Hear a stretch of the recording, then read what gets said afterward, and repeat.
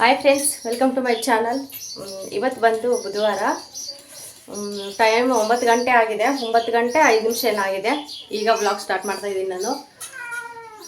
ಈ ಬೆಕ್ಕು ಎಲ್ಲಂದ್ರೆಲ್ಲ ಹತ್ಬಿಟ್ಟು ಇಳಿಯೋದಕ್ಕೆ ಭಾಳ ಕಷ್ಟಪಡ್ತಾ ಇದೆ. ಈಗ ಹಪ್ಪಳ ಬಂದಿದೆ ಫ್ರೆಂಡ್ಸ್. ಇನ್ನು ಹಬ್ಬ ಸ್ಟಾರ್ಟ್ ಆಗುತ್ತಲ್ಲ, ಹಬ್ಬದ ಸೀಸನಲ್ಲೆಲ್ಲ ಹಳ್ಳಿ ಕಡೆ ಹಪ್ಪಳ ಸಂಡಿಗೆ ಅವೆಲ್ಲ ಮಾರ್ಕೊಂಡ್ಬರ್ತಾರೆ. ಮನೇಲೇ ಕೂಡ ಮಾಡಿರ್ತಾರೆ. ಇಲ್ಲಿ ನಮ್ಮ ಪಕ್ಕದೂರವರೇ, ಅವರು ಒಂದು ಸ್ವಲ್ಪ ಗೊತ್ತಿರೋರೆ. ಅದಕ್ಕೋಸ್ಕರ ತೊಗೋಬೋದು ಆರಾಮ್ಸೆ, ಏನು ಭಯ ಇಲ್ಲ. ಮನೇಲಿ ಮಾಡಿರೋದಲ್ವಾ, ನೀಟಾಗೆ ಮಾಡಿರ್ತಾರೆ. ಅದಕ್ಕೋಸ್ಕರ ಬಂದಿದ್ದು ತೊಗೊಂಡೆ. ನಾನು ಕೂಡ ಒಂದು 50 ರೂಪಾಯಿಗೆ ತೊಗೊಂಡೆ. ನೋಡೋಣ ಹೆಂಗಿರ್ತವೆ ಅಂತ ಹೇಳ್ಬಿಟ್ಟು. ಈ ಥರ ಇದೆ. ಎಲ್ಲ ಕೂಡ ಹಾಕಿದ್ದಾರೆ ಇದರಲ್ಲಿ. ಜೀರಿಗೆ ಹಾಕಿದ್ದಾರೆ, ಮತ್ತು ಇವು ಒಣಮೆಣ್ಸಿನ್ಕಾಯಿ ಬೀಜ ಇರುತ್ತಲ್ವ, ಅವು ಕೂಡ ಹಾಕಿದ್ದಾರೆ. ಮತ್ತು ಕೊತ್ತಂಬರಿ ಅದೆಲ್ಲ ಹಾಕಿದ್ದಾರೆ. ಕೇಳಿದೆ ಅಕ್ಕಿ ಹಪ್ಪಳನ ಏನು ಹಪ್ಪಳ ಅಂದರೆ ಅಕ್ಕಿ ಸಬ್ಬಕ್ಕೆ ಮತ್ತು ಉದ್ದಿನ ಬೇಳೆ ಅವೆಲ್ಲ ನೆನೆಸ್ಬಿಟ್ಟು ಮಾಡಿದ್ದಾರೆ. ಮತ್ತು ಚೆನ್ನಾಗಿರುತ್ತೆ. ತುಂಬ ಕೂಡ ಸೇಲ್ ಆಗಿದ್ದಾವೆ. ಈ ಬೆಳಗ್ಗೆಯಿಂದ 2 ಚೀಲ ಏನು ಖಾಲಿ ಆಯ್ತು ಅಂತ ಹೇಳಿದ್ರು. ತುಂಬ ಜನ ತೊಗೊಂಡ್ರು ನಮ್ಮ ಏರಿಯಾದಲ್ಲೆಲ್ಲ. ತೊಗೊಂಡೆ. ಅವ್ರು ಬಂದು 50 ರೂಪಾಯಿಗೆ 6 ಹೇಳಿದ್ರು. ನಾನು ಬಂದು ಒಂದು 7 ಕೊಡಿ ಅಂತ ಹೇಳ್ಬಿಟ್ಟು ಒಂದು ಎಕ್ಸ್ಟ್ರಾ ನಿಲ್ಸ್ಕೊಂಡೆ. ಇನ್ನು ಎಲ್ಲರೂ ಕೂಡ ಅಷ್ಟೇ, ಫಸ್ಟ್ ಯಾರು ಅಂದರೆ ಕೇಳಿರ್ತಾರೆ ರೇಟು ಹಳ್ಳಿ ಕಡೆ ಬಂದು. ಇವಾಗ ಅವರು 50 ರೂಪಾಯಿಗೆ 6 ಹೇಳಿದ್ರ, ಮತ್ತು ಇನ್ನೊಂದು ಎಕ್ಸ್ಟ್ರಾ ಕೊಡಿ, ಇಲ್ಲ ಇನ್ನೊಂದು ಕೊಡಿ, 6, 7 ಕೊಡಿ ಅಂತಂದರೆ ಯಾರು ಫಸ್ಟಿಗೆ ಜಾಸ್ತಿ ಇಸ್ಕೊಂಡಿರ್ತಾರೆ ಅದ್ರ ಮೇಲೆ ಡಿಪೆಂಡ್ ಆಗಿರುತ್ತೆ. ನಾವು ಬಂದು 50 ರೂಪಾಯಿಗೆ 7 ತೊಗೊಂಡೆ. ನೋಡೋಣ ಅಂತ ಹೇಳ್ಬಿಟ್ಟು ಇವಾಗ ಎಣ್ಣೆ ಇಟ್ಟಿದ್ದೀನಿ. ಒಂದು ಸ್ವಲ್ಪ ಸೇರಿಸ್ಕೊಡೋಣ ಅಂತ ಹೇಳ್ಬಿಟ್ಟು ನನ್ನ ಮಗನಿಗೆ. ನೋಡೋಣ ಟೇಸ್ಟ್ ಹೆಂಗಿತ್ತು ಅಂತ. ಬನ್ನಿ, ಸ್ವಲ್ಪ ಎಣ್ಣೆ ಹಾಕಿ ಇಟ್ಟಿದ್ದೀನಿ, ನೋಡೋಣ ಅಂತ ಹೇಳ್ಬಿಟ್ಟು. ಇನ್ನು ನನ್ನ ಮಗ ತಂದ ತಕ್ಷಣವೇ ನೋಡಿ ಎಲ್ಲ ಯಾವ ಥರ ಪುಡಿ ಮಾಡಿದ್ದಾನೆ. ಚೆನ್ನಾಗಿತ್ತು. ಪಾಕೆಟಲ್ಲಿ ಏನೋ ತುಂಡಾಗಿರಲಿಲ್ಲ, ಚೆನ್ನಾಗಿದ್ದು. ತೊಗೊಬಂದ್ಬಿಟ್ಟು ಎಲ್ಲ ಬಿಚ್ಚಿಬಿಟ್ಟಿದ್ದಾನೆ. ತಿನ್ನಕ್ಕೆ ಬರ್ತವೆ ಏನಂತ ಹೇಳ್ಬಿಟ್ಟು. ಹಸಿವು ತಿನ್ನಬಾರ್ದು ಹೇಳ್ಬೇಕಂತ, ಹೊಟ್ಟೆ ಪಟ್ಟೆ ನೈತಾ ಇರುತ್ತೆ, ಹೇಳೋಕ್ಕಾಗಲ್ಲ. ಅದಕ್ಕೆ ಸ್ವಲ್ಪ ತೇಲ್ಸ್ಕೊಡೋಣ ಎಣ್ಣೆಯಲ್ಲಿ ಹಾಕ್ಬಿಟ್ಟು ಅಂತೇಳ್ಬಿಟ್ಟು ತೊಗೊಂಡೆ. ನೋಡಿ ಚೆನ್ನಾಗಿ ಬಂದಿದೆ ಹಪ್ಪಳ ಮಾತ್ರ. ಇನ್ನು ಚಿಕ್ಕಮ್ಮ ಕೂಡ ಅಕ್ಕಿ ನೆನೆಸಿದ್ರು ಸಂಡಿಗೆಗೆ ಅಂತೇಳಿ. ಅವನು ಕೂಡ ಇವಾಗ ಎಲ್ಲ ಸ್ವಲ್ಪ ಬಿಸಿಲಿಗೆ ಹಾಕ್ಬಿಟ್ಟು ಮಿಷಿನ್ಗೆ ಹಾಕ್ಸ್ಕೊಬರ್ಬೇಕು. ಹೇಳ್ಬೇಕಂದ್ರೆ ರುಬ್ಬಬೇಕು ಇದನ್ನು. ಇಲ್ಲ ಮಿಕ್ಸಿಗಾದ್ರೂ ಹಾಕಬೇಕು, ಇಲ್ಲ ರುಬ್ಬಬೇಕು. ಇನ್ನು ನಮ್ಮದು ಮಿಕ್ಸಿ ಜಾರುಗಳಂತೂ ಕೆಟ್ಟೋಗ್ಬಿಟ್ಟಿದ್ದಾವೆ. ಜಾಸ್ತಿ ಕೂಡ ಟೈಮ್ ಹಿಡಿಯುತ್ತೆ ಅಕ್ಕಿ ರುಬ್ಬೋದಕ್ಕೆ. ಅದಕ್ಕೋಸ್ಕರ ಸುಮ್ಮನೆ ಜಿನ್ನಕ್ಕೆ ಹಾಕ್ಸ್ಕೊಬರೋಣ ಅಂತ ಹೇಳಿ ಕೊಟ್ಟೋದ್ರು. ಸ್ವಲ್ಪ ಎಲ್ಲ ಹಿಂಗೆ ಒಣಗಾಕಂಬಂತೇಳ್ಬಿಟ್ಟು ಒಂದು ಸ್ವಲ್ಪ ಹಾಕ್ಬಿಟ್ಟು ಚೆನ್ನಾಗೆ ಹಿಟ್ಟು ಕೂಡ ಚೆನ್ನಾಗಿ ಬರುತ್ತೆ ಮಿಷಿನಲ್ಲಿ ಅಂತೇಳ್ಬಿಟ್ಟು ಸ್ವಲ್ಪ ಬಿಟ್ಟು ಮಂಚ ಹಾಕಿ ಮತ್ತು ಚಾಪೆ ಹಾಕ್ಬಿಟ್ಟು ಇದನ್ನು ಸ್ವಲ್ಪ ಎಲ್ಲ ಒಣಗಾಕ್ತೀನಿ ನೀಟಾಗೆ. ಅದಕ್ಕೆ ಕೊಟ್ಟೋಗಿದ್ದಾರೆ, ಇಲ್ಲೇ ಇಟ್ಟಿದ್ದೀನಿ. ನೋಡೋಣ ಬನ್ನಿ. ಎಣ್ಣೆ ಕಾದಿದೆ. ಇದು ಎಣ್ಣೆ ಜಾಸ್ತಿ ಎಳೀತೈತೆ ಫ್ರೆಂಡ್ಸ್. ಇದು ಹಪ್ಪಳ ಬಂದು ಜಾಸ್ತಿ ಎಣ್ಣೆ ತಗೊಳುತ್ತೆ. ಇಷ್ಟ ಆಗಿದ್ದಾವೆ. ಸ್ವಲ್ಪನೇ ನೋಡೋಣ ಟ್ರಯಲ್ ಹೆಂಗಿರುತ್ತೆ ಅಂತ ಅಷ್ಟೇ. ನುಣ್ಣು ಆಗಲೇ ತಿನ್ನೋಕೆ ಸ್ಟಾರ್ಟ್ ಮಾಡಿಬಿಟ್ಟಿದ್ದಾನೆ. ಚೆನ್ನಾಗಿದ್ದಾವೇನೋ, ಹಾಕು ಅಂತ ಹೇಳ್ತಾ ಇದ್ದಾನೆ. ಹುಕ್ಕ ಈಗ ಇಂದ ತಿನ್ನು. ಸೂಪರಾ ಗುಂಡ? ಸೂಪರಾ? ಹಾಂ, ನೋಡೋಣ ಹೆಂಗಿತ್ತೋ ಗೊತ್ತಿಲ್ಲ. ಚೆನ್ನಾಗಿದ್ದಾವೆ ಅನ್ಸುತ್ತೆ. ಅವನು ಕೂಡ ತಿಂತಾ ಇದ್ದಾನೆ. ಖಾರ ಇಲ್ಲ ಅನ್ಸುತ್ತೆ. ಇಷ್ಟು ಸಾಕು. ಇವು ಎತ್ತಿಟ್ಬಿಡ್ತೀನಿ, ಹಬ್ಬಕ್ಕೆ ಬೇಕಾಗುತ್ತೆ. ಇಲ್ಲ ಯಾವಾಗಾದ್ರೂ ಈ ಥರ ಸ್ವಲ್ಪ ತಿಳಿ ಸಾರು ಮಾಡ್ತೀವಲ್ವ, ಮತ್ತು ಬೇಳೆ ಸಾರು ಮತ್ತು ಮಸ್ಸೊಪ್ಪ ಥರ ಮಾಡ್ತೀವಲ್ಲ, ಸೈಡ್ಸ್ ಚೆನ್ನಾಗಿರುತ್ತೆ ತಿನ್ನೋದಕ್ಕೆ. ಅದಕ್ಕೋಸ್ಕರ ಎತ್ತಿಟ್ಬಿಡ್ತೀನಿ ನೀವೆಲ್ಲ. ಇವಾಗ ನನ್ನ ಮಗ ನೋಡ್ಕೊಂಡ್ಬಿಟ್ಟಿದ್ದಾನೆ. ಇನ್ನು ಮುಗೀತು. ಅವಾಗ ಕೇಳ್ತಾ ಇರ್ತಾನೆ. ಇನ್ನು ಕೇಳಿದ ತಕ್ಷಣ ಸ್ವಲ್ಪ ತೇಲ್ಸ್ಕೊಟ್ರೆ ತಿಂತಾನೆ ಆರಾಮಾಗಿ. ಜಾಸ್ತಿ ಕೂಡ ಕೊಡಲ್ಲ, ಸ್ವಲ್ಪ ಯಾವಾಗಾದ್ರೂ ಅಷ್ಟೇ. ಇವೆಲ್ಲ ಎತ್ತಿಟ್ಬಿಡ್ತೀನಿ.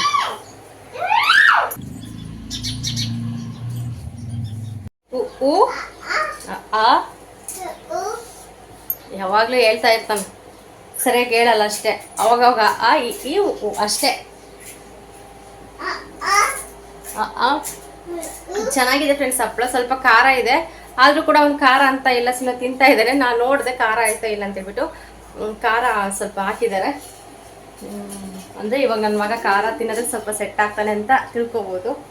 ನಾನು ಜಾಸ್ತಿ ಖಾರ ಹಾಕಲ್ಲ, ಸ್ವಲ್ಪ ಲೈಟಾಗಿ ಹಾಕ್ತೀನಿ. ಇವಾಗ ಬೇಸಿಗೆ ಕಾಲದಲ್ಲಿ ಅಲ್ವಾ, ಜಾಸ್ತಿ ಕೂಡ ಖಾರ ಕೊಡಬಾರ್ದು ಅಲ್ವಾ ಮಕ್ಕಳಿಗೆ. ಅದಕ್ಕೋಸ್ಕರ ನಾನು ಕಮ್ಮಿ ಆಗ್ತಾಯಿದ್ದೆ. ಹಪ್ಪಳ ಜಾಸ್ತಿ ಇದೆ, ಸ್ವಲ್ಪ ಖಾರ ಇದೆ ತಿಂದರೂ ಕೂಡ. ಆದರೂ ಕೂಡ ಅವ್ನು ತಿಂತಾ ಇದ್ದಾನೆ, ಏನೂ ಅಂತಾನೆ ಇಲ್ಲ. ಚೆನ್ನಾಗಿದ್ದಾವೆ ಅಂದ್ರೆ ಚೆನ್ನಾಗಿದ್ದಾವೆ ಅಂತ ಇದ್ದಾನೆ. ಓಕೆ ಫ್ರೆಂಡ್ಸ್, ವಿಡಿಯೋ ಕಂಟಿನ್ಯೂ ಆಗುತ್ತೆ, ನೋಡಿ ಸಪೋರ್ಟ್ ಮಾಡಿ. ಯಾರಾದರೂ ಹೊಸ್ದಾಗಿ ನನ್ನ ಚಾನಲ್ ನೋಡಿದ್ರೆ ಪ್ಲೀಸ್ ಸಬ್ಸ್ಕ್ರೈಬ್ ಮಾಡ್ಕೊಂಡು ಚಾನಲ್ ನೋಡಿ ಅಂತ ಕೇಳ್ಕೊಳ್ತೀನಿ. ಬನ್ನಿ ಇವತ್ತಿನ ದಿನ ಹೆಂಗೆ ಹೋಗುತ್ತೆ ಅಂತ ನೋಡೋಣ. ಇನ್ನು ನನ್ನ ಕೆಲಸ ಮುಗಿಸೋಷ್ಟೊತ್ತಿಗೆ ನನ್ನ ತಂಗಿ ಫೋನ್ ಮಾಡಿದ್ಲು, ಅಕ್ಕ ಹಾಸ್ಪಿಟಲ್ಗೆ ಹೋಗಿ ಬರೋಣ ಬೇಗವ ಅಂತ ಹೇಳಿದ್ಲು. ಇನ್ನು ಬೆಡ್ಡಂತೂ ಖಾಲಿನೇ ಇರಲಿಲ್ಲ, ನಿಜವಾಗ್ಲೂ ಅಷ್ಟು ರಶ್ಶು. ಇನ್ನು ಪಾಪ ಈ ಬೆಡ್ಡಲ್ಲಿ ಒಬ್ಬ ಅಜ್ಜಿ ಬಾಟ್ಲಿ ಹಾಕ್ಸ್ಕೊಂಡಿದ್ರು ನಾವು ಹೋಗೋ ಟೈಮಲ್ಲೇ. ಇನ್ನು ಅವ್ರದ್ದು ಮುಗೀತು, ಅವ್ರದ್ದು ಮುಗಿದ ತಕ್ಷಣವೇ ಇನ್ನು ನಮ್ಮ ತಂಗಿಗೆ ಹಾಕಿದ್ರು. ಖಾಲಿನೇ ಇಲ್ಲ ಹೇಳ್ಬೇಕಂದ್ರೆ, ಒಬ್ಬರಾದ್ಮೇಲೆ ಒಬ್ರು ಹಾಕ್ಸ್ಕೋಬೇಕು ಆ ಥರ ಸಿಚುವೇಶನ್ ಇತ್ತು. ಇನ್ನು ಏನು ಮಾಡೋದಕ್ಕಾಗಲ್ಲ, ಅಡ್ಮಿಟ್ ಆಗೋಣ ಅಂತ ನೋಡಿದ್ರೆ ಅಡ್ಮಿಟ್ ಆಗೋ ಕೂಡ ಬೆಡ್ ಇರಲಿಲ್ಲ. ಇನ್ನು ಅಡ್ಮಿಟ್ ಆದರೆ ತುಂಬ ಕಷ್ಟ ಆಗುತ್ತೆ ಅಂತ ಹೇಳಿ ಮೇಡಮನ್ನ ಕೇಳಿದ್ವಿ. ನಾವು ಕೇಳೋಕ್ಕಿಂತ ಮುಂಚೆ ಅವರೇ ಹೇಳಿದರು, ಸರಿ ನಾಳೆ ಬಂದುಬಿಟ್ಟು ಬೇಗ ಬಂದು ಮತ್ತೆ ಹಾಕ್ಸ್ಕೊಂಡೋಗಿ ಅಂತ ಹೇಳಿದರು. ಸರಿ ಬಿಡಿ ಅಂತೇಳ್ಬಿಟ್ಟು ಇನ್ನು ನಾವು ಹೊರಟ್ವಿ. ರಶ್ ಅಂದರೆ ಸಖತ್ತು ರಶ್ಶು. ಇನ್ನು ಬಸ್ಸಿಗೆ ಬಂದು ಕುತ್ಕೊಂಡಿದ್ವಿ. ಬಸ್ಸಲ್ಲಿ ಕುತ್ಕೊಳ್ಳೋದಕ್ಕೆ ಆಗ್ತಾಯಿಲ್ಲ, ಅಷ್ಟು ಸೆಕೆ ಅಂದರೆ ಸೆಕೆ, ಸಿಕ್ಕಾಪಟ್ಟೆ ಸೆಕೆ, ಬಿಸಿಲು ಅಂದರೆ ಬಿಸಿಲು. ಇನ್ನು ಫೈನಲಿ ಹಾಸ್ಪಿಟಲಿಂದ ಹೊರಗಡೆ ಎಷ್ಟೊತ್ತಿಗೆ ಬರೋಣಪ್ಪ ಅಂತ ಅನಿಸ್ಬಿಟ್ಟಿತ್ತು. ಹೇಳ್ದೆ ಸವಾಸ ಬೇಡ, ಮತ್ತು ನಾನಂತೂ ಬರೋದಿಲ್ಲ, ನಿಮ್ಮ ಮನೆಯವ್ರನ್ನ ಕರ್ಕೊಂಡು ಇಲ್ಲ ಚಿಕ್ಕಮ್ಮನಿಗೆ ಕರ್ಕೊಂಡು ನೀನು ಬಾ, ನಾನು ನಾಳೆಯಿಂದ ಬರೋದಿಲ್ಲ ಅಂತ ಹೇಳಿ ಕಾಮಿಡಿ ಮಾಡ್ಕೊಂಡಿದ್ವಿ. ಹಾಯ್ ಫ್ರೆಂಡ್ಸ್, ಟೈಮ್ ಈಗ 5:15 ಇವಾಗ ಬಂದ್ವಿ ಮನೆಗೆ ಹಾಸ್ಪಿಟ್ಲಿಂದ. ಬೆಳಗ್ಗೆಯಿಂದ ನಿಜವಾಗ್ಲೂ ಯಪ್ಪ ಹಾಸ್ಪಿಟ್ಲ್ ಸವಾಸನೇ ಬೇಡ ಅಂತ ಅನ್ಸುತ್ತೆ ನಿಜವಾಗ್ಲೂ. ಅಲ್ಲಿ ಅಡ್ಮಿಟ್ ಆಗಬೇಕಾಗಿತ್ತು, ಬೆಡ್ಡೇ ಖಾಲಿ ಇಲ್ಲ. ಎಷ್ಟು 5 ರೂಮ್ ಏನೋ ನೋಡ್ತೀವಿ, ಒಂದು ಬೆಡ್ ಸಮೇತ ಖಾಲಿ ಇರಲಿಲ್ಲ. ಇನ್ನೇನು ಅಲ್ಲೇ ಬಾಟ್ಲಿ ಹಾಕ್ಸ್ಕೊಂಡ್ಬಿಟ್ಟು ಇನ್ನು ಅವರು ಸಿಸ್ಟರ್ ಇದ್ಬಿಟ್ಟು ನಾಳೆ ಬಂದು ಬೇಗನೆ ಬಂದು ಬಾಟ್ಲಿ ಹಾಕ್ಸ್ಕೊಂಡು ಹೋಗಿ, ಬೆಡ್ ಅಂತೂ ಖಾಲಿ ಇಲ್ಲ ಅಂತ ಹೇಳ್ತಾಯಿದ್ರು. ಇನ್ನು ಡಾಕ್ಟರ್ ಹತ್ರ ಹೋಗ್ಬಿಟ್ಟು ಕೇಳಿದ್ವಿ, ಈ ಥರ ಪ್ರಾಬ್ಲಮ್ ಇದೆ ಅಲ್ಲಿ ಅಂತಂದರೆ ಸರಿ ಆಯಿತು ಹೋಗ್ಬಿಟ್ಟು ಬೆಳಗ್ಗೆನೇ ಬನ್ನಿ ಅಂತ ಹೇಳಿದರು. ಅದಕ್ಕೆ ಕಳಿಸಿದ್ರು, ಮನೆಗೆ ಬಂದ್ವಿ. ಯಾವುದೇ ಕಾರಣಕ್ಕೂ ಆರೋಗ್ಯ ಮಾತ್ರ ಕೆಡಿಸ್ಕೋಬೇಡಿ, ದೇವರಾಣೆಗೂ ಹಾಸ್ಪಿಟ್ಲ್ ಒಳಗೆ ಹೋದ್ರಂತೂ ಯಪ್ಪ ನರಕ ನೋಡಿದ್ರೆ ಯಾರಿಗೂ ಬೇಡಪ್ಪ ಇಂಥ ಸವಸ ಅನಿಸುತ್ತೆ, ಅಷ್ಟೊಂದು ಇದು ಅಲ್ಲಿ. ಬೆಳಗ್ಗೆಯಿಂದ ಫುಲ್ಲು ತಲೆನೋವು ಅಂದರೆ ಸಖತ್ತು ತಲೆನೋಯ್ತಾ ಇದೆ. ಬಿಸಿಲಂದರೆ ಸಿಕ್ಕಾಪಟ್ಟೆ ಬಿಸಿಲು ಗೊತ್ತಲ್ವಾ. ಒಂದು ಕಡೆ ಫ್ಯಾನ್ ಇದ್ದರೆ ಒಂದು ಕಡೆ ಫ್ಯಾನ್ ಇರಲ್ಲ, ಸುಮ್ಮನೆ ಸೆಕೆ ಅಂದರೆ ಸೆಕೆ. ಹೊರಗಡೆ ಇರೋಣ ಅಂದರೂ ಹೊರಗಡೆ ಸುಮ್ಮನೆ ಹಬ್ಬೆ ಹಂಗೆ ಹೊಡೆಯುತ್ತೆ, ಅಷ್ಟು ಬಿಸಿಲು ಸುಮ್ಮನೆನು. ರಶ್ ಬೇರೆ, ಇವಾಗ ಹಬ್ಬ ಟೈಮ್ ಬೇರೆ ಅಲ್ವಾ, ಸಖತ್ತು ರಶ್ಶು. ಅಂತೂ ಇಂತೂ ಹೋಗಿ ಬಂದಿದ್ದೀವಿ. ನಿಜವಾಗ್ಲೂ ಬೇಡ ಬೇಡ ಸವಾಸ, ಹಾಸ್ಪಿಟಲ್ ಸವಾಸ. ಏನಾದರೂ ಚಿಕ್ಕ ಪುಟ್ಟ ಆದರೆ ಮನೆಯಲ್ಲೇ ಸ್ವಲ್ಪ ನಾವು ಆ ಟ್ಯಾಬ್ಲೆಟ್ಸ್ ಅವಿ ತೊಗೊಂಬಿಟ್ಟು ಹಂಗೆ ಸ್ವಲ್ಪ ಹುಷಾರು ಮಾಡ್ಕೊಂಡ್ಬಿಡ್ಬೋದು. ಜಾಸ್ತಿ ಆಗೋವರೆಗೂ ಬಿಟ್ಕೊಂಡ್ರಂತೂ ನಮಗಂತೂ ಭಾಳ ಕಷ್ಟ ಅಂತಲೇ ಹೇಳ್ಬೋದು. ಇನ್ನು ಅವಳಿಗೆ ಟೈಫಾಯ್ಡ್ ಆಗಿದೆ, ಅದಕ್ಕೋಸ್ಕರ ಇನ್ನು ಒಂದು 3 ದಿನ ಹೋಗಲೇಬೇಕು. ಇನ್ನು ಇವತ್ತು ಅಡ್ಮಿಟ್ ಆಗಿದ್ದೀವಿ ಅಂದರೆ ನಾಳೆ ಬೆಳಗ್ಗೆ ಬೇಗ ಹೋದರೆ ಅಲ್ಲಿ ಲೀಸ್ಟ್ ತೆಗೆದುಬಿಟ್ಟು ಬೇಗನೆ ಹಾಕಿ ಕಳಿಸ್ತಾರೆ ಬಾಟ್ಲು. ಅದಕ್ಕೋಸ್ಕರ ಇನ್ನು ನಾಳೆಯಿಂದ ನೀನು ಹೋಗಂತ ಹೇಳ್ಬಿಟ್ಟಿದ್ದೀನಿ. ನನ್ನ ಕೈಲಂತೂ ಆಗ್ತಾಯಿಲ್ಲ, ನನ್ನ ಗುಂಡನಂತೂ ನೋಡೋಕ್ಕೆ ಆಗ್ತಾಯಿಲ್ಲ. ಬೆಳಗ್ಗೆಯಿಂದ ಪಾಪ ಸುಮ್ಮನೆ ಅಮ್ಮ ಅಮ್ಮ ಅಂತ ಹತ್ಕೊಂಡು ಊಟನೇ ಮಾಡಿಲ್ಲ ಅಂತ ಸರಿಯಾಗಿ. ಇನ್ನು ಚಿಕ್ಕಪ್ಪ ಎಲ್ಲರೂ ಇದ್ರು, ಚೆನ್ನಾಗಿ ನೋಡ್ಕೊತಾರೆ. ಆದರೂ ಕೂಡ ಅವನಿಗೆ ನೆನಪಿಗೆ ಬರ್ತಾ ಇರ್ತೀನಲ್ಲ, ಅದಕ್ಕೆ ಹತ್ಕೊಂಡಿದ್ದಾನೆ ಇಷ್ಟೊತ್ತು. ಇವಾಗ ಸ್ವಲ್ಪ ಸಮಾಧಾನ ಮಾಡಿ ಕಳಿಸಿದ್ದೀನಲ್ಲ, ಆಟ ಆಡ್ತಾ ಇದ್ದಾನೆ. ಫುಲ್ಲು ಸುಸ್ತಾದರೆ ಸುಸ್ತಾಗಿಬಿಟ್ಟಿದೆ ನನಗೂ ಕೂಡ. ಇನ್ನು ಟೈಮ್ ಕೂಡ ಆಗ್ತಾ ಬಂತು. ಸದ್ಯ ಬೆಳಿಗ್ಗೆ ಪಾತ್ರೆ ಗೀತ್ರೆ ಎಲ್ಲ ತೊಳೆದಿಟ್ಟು ಹಂಗೆ ಹೋಗಿದ್ದೆ, ಕೆಲಸ ಎಲ್ಲ ಮುಗಿಸಿ. ಇವಾಗ ಏನು ಕೆಲಸ ಇಲ್ಲ, ಫಸ್ಟ್ ಅಡುಗೆ ಮಾಡಬೇಕು. ಅವನು ಕೂಡ ಆಗಲೇ ಹೊಟ್ಟೆ ಹಸು ಅಂತ ಹೇಳ್ತಾ ಇದ್ದಾನೆ. ಫಸ್ಟು ಫ್ರೆಶ್ ಅಪ್ ಆಗಿ ಬರಬೇಕು. ಇನ್ನು ಬಂದ ತಕ್ಷಣವೇ ಕೈಕಾಲು ತೊಳ್ಕೊಂಡಿದ್ದೀನಿ. ಇವಾಗ ಡ್ರೆಸ್ ಚೇಂಜ್ ಮಾಡಿಬಿಟ್ಟು ಮುಖವನ್ನು ತೊಳ್ಕೊಳ್ಬೇಕು. ಆದಷ್ಟು ಆರೋಗ್ಯವಾಗಿರಿ, ಆರೋಗ್ಯ ಕಾಪಾಡ್ಕೊಳ್ಳಿ. ಯಾವುದೇ ಕಾರಣಕ್ಕೂ ಹಾಸ್ಪಿಟ್ಲಲ್ಲಿ ಹೋಗಿ ಅಡ್ಮಿಟ್ ಆಗೋ ಅಷ್ಟುವರೆಗೂ ಅಂಥ ಸ್ಟೇಜಿಗೆ ಮಾತ್ರ ಹೋಗಬೇಡಿ ಅಂತ ಕೇಳ್ಕೊಳ್ತೀನಿ ಫ್ರೆಂಡ್ಸ್. ಇದೊಂದೇ ನಾನು ನಿಮ್ಮ ಹತ್ರ ರಿಕ್ವೆಸ್ಟ್ ಮಾಡ್ಕೊಳ್ಳೋದು. ಬೇಡವೇ ಬೇಡ ಸವಾಸ. ಗೊತ್ತಿರುತ್ತೆ, ಹಾಸ್ಪಿಟ್ಲೆಲ್ಲ ಸುತ್ತಿರೋರಿಗೆಲ್ಲ ಆಗಲೇ ಅನುಭವ ಆಗಿರುತ್ತೆ, ಅದಕ್ಕೋಸ್ಕರ ಹೇಳ್ತಾ ಇರ್ತೀನಿ. ನೋಡೋಣ ಬನ್ನಿ ಫ್ರೆಂಡ್ಸ್. ಫಸ್ಟು ಟೀ ಮಾಡ್ಕೊಂಡು ಕುಡಿದ್ಬಿಟ್ಟು ನೆಕ್ಸ್ಟ್ ಆಮೇಲೆ ಕೆಲಸ ಮಾಡ್ಕೊತೀನಿ. ಹಾಯ್ ಫ್ರೆಂಡ್ಸ್, ಈಗ ಟೈಮ್ ಕರೆಕ್ಟಾಗಿ 9:15 ಆಯಿತು ರಾತ್ರಿಗೆ. ಮತ್ತು ನಾನು ಏನು ಬ್ಲಾಗೇ ಮಾಡಲಿಲ್ಲ ಫ್ರೆಂಡ್ಸ್. ಸಂಜೆ ಬಂದಿದ್ದೆ ಅಷ್ಟೇ, ಸ್ವಲ್ಪ ಟೀ ಮಾಡ್ಕೊಂಡು ಕುಡಿದೆ. ಗೊತ್ತಿಲ್ಲ, ಇದ್ದಕ್ಕಿದ್ದಂಗೆ ಗುಂಡ ತುಂಬ ಅಳಕ್ಕೆ ಸ್ಟಾರ್ಟ್ ಮಾಡಿಬಿಟ್ಟ. ಅಂದರೆ ಏನಾಯ್ತು ಅನ್ನೋದು ಗೊತ್ತಿಲ್ಲ ಅವನಿಗೆ. ಇದ್ದಕ್ಕಿದ್ದಂಗೆ ತುಂಬ ಅಳು ಅಂದರೆ ಸಖತ್ತು ಅಳು. ಅಮ್ಮ ಕಾಲು ಹೋಯ್ತಿದ್ದಾವೆ ಅಂತ ಅಳೋಕ್ಕೆ ಸ್ಟಾರ್ಟ್ ಮಾಡ್ದೆ.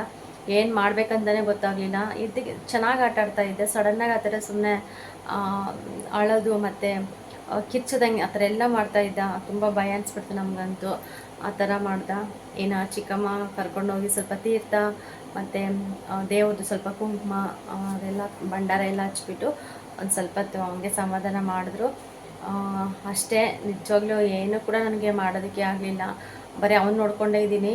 ಒಂದು ಟೈಮ್ ಈ ಥರ ಬಿಟ್ಟು ಹೋಗ್ಬಿಟ್ರಂತೂ ಏನಂತಲೇ ಅರ್ಥ ಮಾಡ್ಕೊಳ್ಳೋದಕ್ಕಾಗೋದಿಲ್ಲ. ಇನ್ನು ಬೆಳಗ್ಗೆಯಿಂದ ಒಬ್ಬರೇ ಇರ್ತಾರೆ, ಮತ್ತು ಚೆನ್ನಾಗಿ ನೋಡ್ಕೊಂಡಿದ್ದಾರೆ ಚಿಕ್ಕಮ್ಮ ಮತ್ತು ಚಿಕ್ಕಪ್ಪ ಅವರೆಲ್ಲ ಕೂಡ ಇದ್ದರು. ಆದರೂ ಕೂಡ ಅವ್ನು ಯಾಕೆ ಆ ಥರ ಮಾಡಿದ್ನೋ ಗೊತ್ತಿಲ್ಲ, ನನಗಂತೂ ಏನಂತಲೇ ಅರ್ಥ ಆಗಲಿಲ್ಲ. ಅದಕ್ಕೋಸ್ಕರ ಇನ್ನು ಸುಮ್ಮನೆ ಆದೆ ಬಿಡು ಅಂತ ಹೇಳ್ಬಿಟ್ಟು ಇವಾಗ ಹೆಂಗ ಸ್ವಲ್ಪ ಸಮಾಧಾನ ಆಗಿದ್ದ. ಮಲ್ಕೋಬೇಕಾದ್ರೂ ಕೂಡ ತುಂಬ ಹಠ ಮಾಡ್ದ. ಇನ್ನು ತೊಡೆ ಮೇಲೆ ಹಾಕ್ಕೊಂಡು ತಟ್ಟಿ ಹಂಗೆ ಮಲಗಿಸ್ಬಿಟ್ಟಿದ್ದೀನಿ. ಮಲ್ಕೊಂಡಿದ್ದಾನೆ ಸದ್ಯಕ್ಕೆ ಈಗ. ಅದಕ್ಕೆ ಮತ್ತೆ ನಾನು ವೀಡಿಯೋ ಎಂಡ್ ಮಾಡಿರಲಿಲ್ಲ, ಅದಕ್ಕೆ ಸ್ವಲ್ಪ ಮಾಡೋಣ ಅಂತ ಹೇಳ್ಬಿಟ್ಟು ಇವಾಗ ಮಾತಾಡ್ತಾ ಇದ್ದೀನಿ. ನೋಡ್ತಾ ಇರ್ಬೋದು, ಪಾತ್ರೆ ಅಂತೂ ತೊಳೆದೇ ಇಲ್ಲ ಫ್ರೆಂಡ್ಸ್. ಬಂದಾಗ ಸ್ವಲ್ಪ ಟೀ ಮಾಡ್ಕೊಂಡು ಕುಡಿದು ಸ್ವಲ್ಪ ಅಡುಗೆ ಮಾಡಿಟ್ಟಷ್ಟೇ ಎಲ್ಲ ಕೂಡ ಟಬ್ಗೆ ಹಾಕಿಟ್ಟಿದ್ದೀನಿ. ಇದರಲ್ಲಿ ನೀರು ಕೂಡ ಇದೆ ಅಷ್ಟೇ, ಏನು ತೊಳೆದಿಲ್ಲ. ಪಾತ್ರೆ ಸಮೇತ ತೊಳೆಯೋದಕ್ಕೆ ನನಗೆ ಕೆಲಸ ಮಾಡೋದಕ್ಕೆ ಮನಸ್ಸು ಬರಲಿಲ್ಲ ಹೇಳ್ಬೇಕಂದ್ರೆ. ಇನ್ನು ಅವನು ನೋಡಿಕೊಂಡೇ ಸುಮ್ಮನೆ ಇದ್ದೆ. ಈ ಥರ ನಾನು ಯಾವತ್ತೂ ಇಟ್ಕೊತಾ ಇರಲಿಲ್ಲ. ಅಪರೂಪ ಈ ಥರ ಜಾಸ್ತಿ ನಾನು ಇಟ್ಕೊಳ್ಳೋದು. ಎಷ್ಟೇ ಇದ್ದರೂ ಕೂಡ ಕೆಲಸ ಎಲ್ಲ ಮುಗಿಸಿ ಮಲ್ಕೊತೀನಿ. ಅದಕ್ಕೆ ನಾನು ನೋಡ್ತಾ ಇದ್ದೆ, ನನಗೆ ಯಾಕೋ ಸಮಾಧಾನ ಆಗ್ತಿಲ್ಲ. ಇನ್ನು ಟೈಮ್ ಇದೆ, ಒಂದು 10 ಗಂಟೆ 10:30ವರೆಗೂ ಟೈಮ್ ಇದೆ. ಎಲ್ಲ ಕ್ಲೀನ್ ಮಾಡಿ ಮಲ್ಕೊಳೋಣ, ಹೆಂಗೋ ಗುಂಡ ಮಲಗಿದ್ದೇನೆ ಅಂತ ಅನ್ನಿಸ್ತಾ ಇದೆ ಮನಸ್ಸು. ಆದರೂ ಕೂಡ ಇನ್ನು ಇಷ್ಟೊತ್ತಲ್ಲಿ ಇನ್ನೇನು ಎಲ್ಲರೂ ಮಲಗಿರ್ತಾರೆ, ಸುಮ್ಮನೆ ನಾನು ಪಾತ್ರೆ ಸೌಂಡೆಲ್ಲ ಹೊರಗಡೆ ಮಾಡ್ಕೊಂಡು ಕೂತ್ಕೊಳ್ಳೋದೇನು ಅಂತ ಹೇಳಿಬಿಟ್ಟು ಇನ್ನು ನಾನೇ ಸುಮ್ಮನೆ ಆಗಿದ್ದೀನಿ. ಸ್ವಲ್ಪ ಬೆಳಗ್ಗೆ ಬೇಗ ಎದ್ಬಿಟ್ಟೆಲ್ಲ ತೊಳೆಯೋಣಂತ ಹೇಳಿ. ಈಗ ಬಂದು ಪಲಾವ್ ಮಾಡಿದ್ದೆ. ಒಂದು ಸ್ವಲ್ಪ ಹೆಂಗೋ ಕ್ಯಾರೆಟು ಬೀನ್ಸು ಎಲ್ಲ ಇತ್ತು ಫ್ರೆಂಡ್ಸ್, ಅದಕ್ಕೋಸ್ಕರ ಒಂದು ಸ್ವಲ್ಪ ಪಲಾವ್ ಮಾಡಿದ್ದೆ. ಅದು ಕೂಡ ಸರಿಯಾಗಿ ತಿನ್ನೋಕ್ಕೆ ಆಗಲಿಲ್ಲ ನನಗೆ, ನಿಜವಾಗ್ಲೂ ಒಂದು ಸ್ವಲ್ಪ ಯೋಚನೆ ಆಗಿಬಿಡ್ತು ಏನೋ ಎತ್ತ ಅಂತೇಳ್ಬಿಟ್ಟು.